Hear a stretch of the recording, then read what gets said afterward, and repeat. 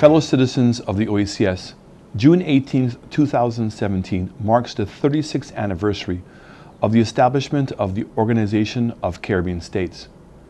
I am honored at this time to assume the chairmanship of this organization, which has had numerous achievements over the course of its existence.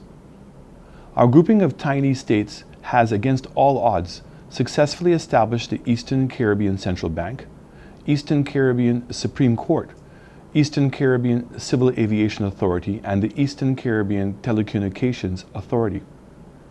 We have a mechanism for joint procurement of pharmaceuticals in the form of the Pharmaceutical Procurement Services Unit.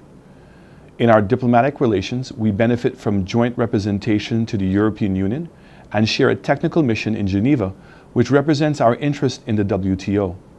We established the Eastern Caribbean Common Market and have developed and effected joint policies in such areas as trade, foreign affairs, education, human and social development, and environmental management.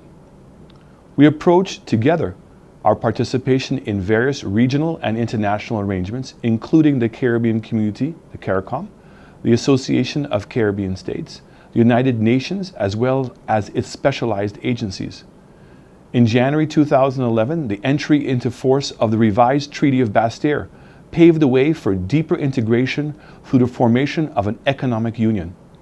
This bold venture reconfigures OECS member states into a single financial and economic space, characterized by the free movement of people, free circulation of goods, unfettered movement of capital, and the right to provide services and to establish businesses throughout the economic union area. Of these new undertakings, we have in recent times made a significant stride in securing freedom of movement of our citizens, and work continues on the elaboration of the other aspects of the economic union regimes, as well as the pursuit of functional cooperation arrangements and membership expansion under the revised treaty. While we take pride in these achievements and in the pace of our integration movement generally, we cannot rest on our laurels. The international environment in which we operate is constantly evolving, and consequently, we must direct our collective future effort towards addressing head-on the novel challenges which this presents. Our member states rank among the smallest countries in the world, and we are no strangers to the vulnerability and external shocks. This notwithstanding, the OECS celebrates its 36th anniversary at a time when the world is in a particularly heightened state of flux, and unpredictability is the order of the day. One of the consequences of the globalization is that today we are much less insulated from the impact of world events. In our quest for development and the modernization of our societies, we have to navigate difficult, sometimes hostile terrain. The revised Treaty of the Basse-Terre provides us with the means to do so, by way of deeper economic integration and more extensive functional cooperation. At this juncture, not only must we give more focused attention to implementation of that contract, but we must do so in a manner in which is strategic, innovative, and fearless.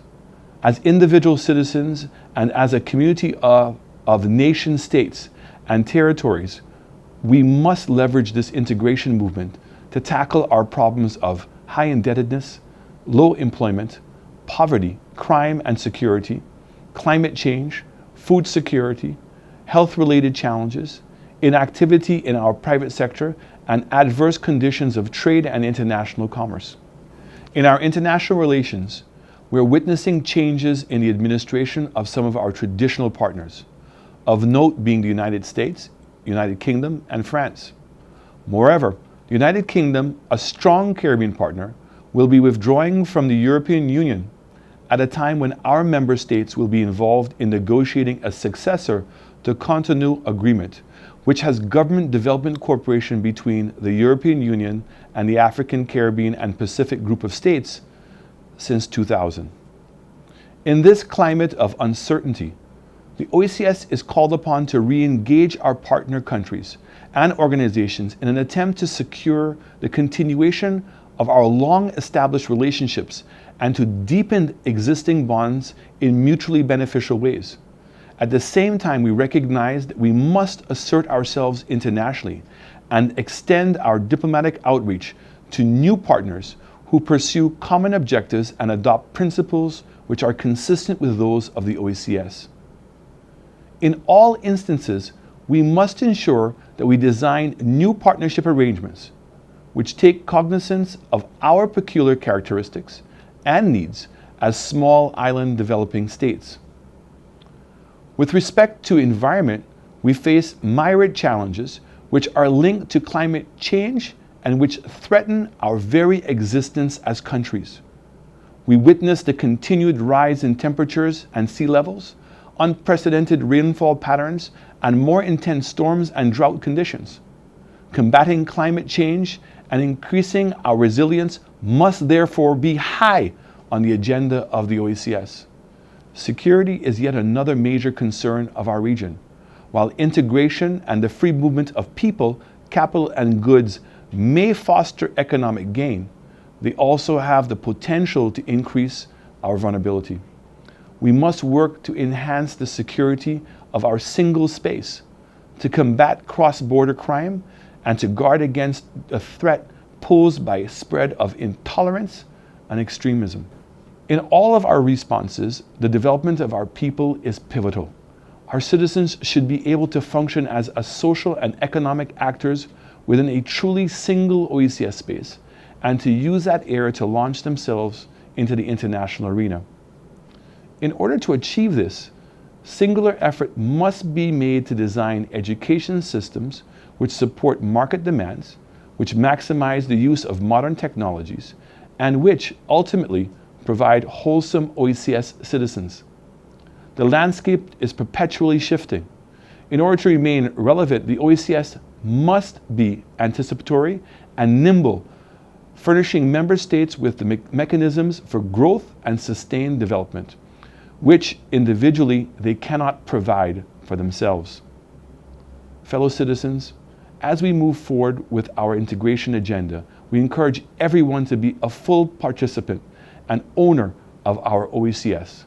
Through our joint efforts, we can consolidate our economic union achievements, elaborate the legal and institutional architecture necessary for people and businesses to move freely, for ideas to commingle and cross-fertilize, for innovation to flourish, and in the language of the revised Treaty of Bastia, for the OECS, I quote, to build on our common history for the benefit of our peoples, end of quote. We must act now. We must act decisively. I salute you all and pray for God's blessing and guidance for a productive year ahead.